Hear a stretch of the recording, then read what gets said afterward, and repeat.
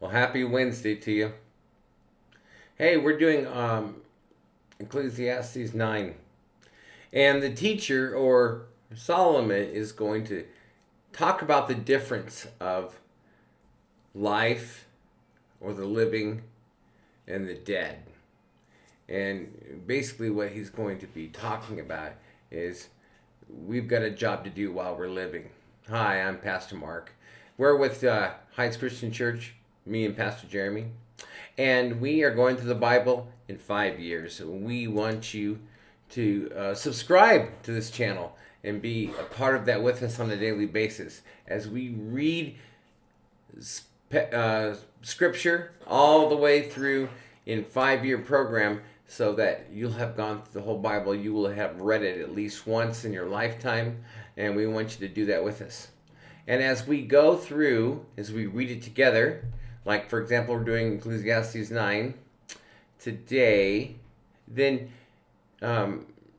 we'll take a little bit out of it and we'll talk about it and help us to be encouraged in the Word and to be a little more like Jesus. All right, let's dive into Ecclesiastes chapter 9. Number 9. So I reflected on all this and concluded that the righteous and the wise and what they do are in God's hands. But no one knows whether love or hate awaits them. All share a common destiny. The righteous and the wicked, the good and the bad, the clean and the unclean, those who offer sacrifices and those who do not. As it is with the good, so with the sinful. As it is with those who take oaths, so with those who are afraid to take them. This is the evil in everything that happens under the sun. The same destiny overtakes all. The hearts of people, moreover, are full of evil, and there is madness in their hearts while they live, and afterward they join the dead. Anyone who is among the living has hope. Even a live dog is better off than a dead lion. For the living know that they will die, but the dead know nothing. They have no further reward, and even their name is forgotten. Their love, their hate, and their jealousy have long since vanished. Never again will they have a part in anything that happens under the sun. Verse 7. Go eat your food with gladness and drink your wine with a joyful heart. For God has already approved what you do. Always be clothed in white and always anoint your head with oil. Enjoy life with your wife whom you love all the days of this meaningless life that God has given you under the sun. All your meaningless days. For this is your lot in life and in your toilsome labor under the sun. Whatever your hand finds to do, do it with all your might, for in the realm of the dead, where you are going, there is neither working, nor planning, nor knowledge, nor wisdom. I have seen something else under the sun. The race is not to the swift, or the battle to the strong, nor does food come to the wise, or wealth to the brilliant, or favor to the learned. But time and chance happen to them all. Moreover, no one knows when their hour will come. As fish are caught in a cruel net, or birds are taken in a snare, so people are trapped by evil times that fall unexpectedly upon them. I also saw under the sun this example of wisdom that greatly impressed me.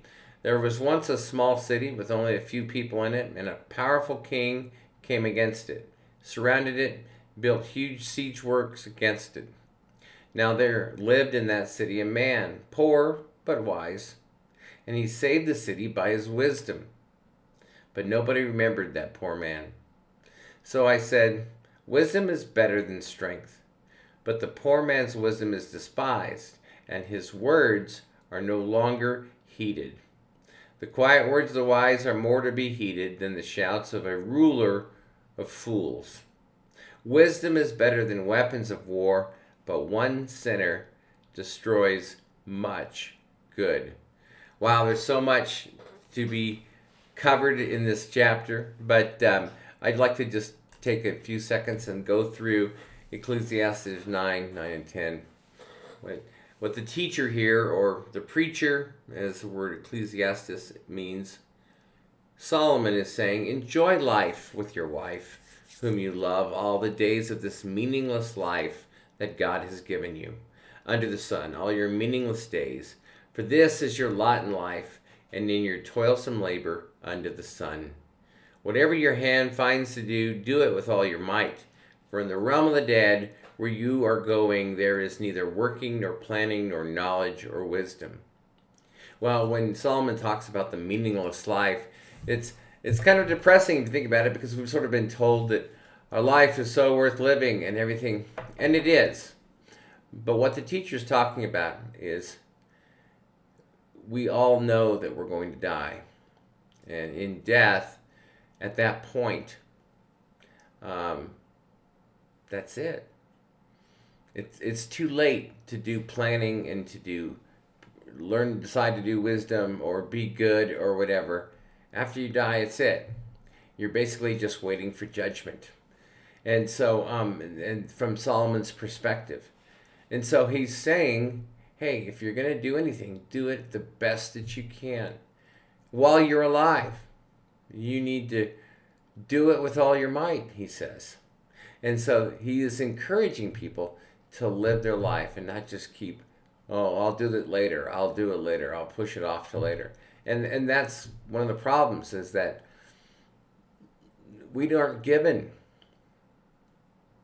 tomorrow. We are not given those, how much longer we're going to live. It's, none of us know when it's our time. And so he is encouraging you to live your life to the fullest while you're living. And you know what? He says the living have hope. And one of the exciting things about that is, if you are a follower of Jesus Christ, you will live again. You will live forever with him. And so the decisions and the choices that you make now on your life, don't put it off. Do not put it off, because you don't know about tomorrow. And when you're dead, it's too late. So let me encourage you, make that decision today. And if you've made that decision, then go about doing good for others and for your Lord, giving him a good name. That's my encouragement for today. I hope you have a wonderful day.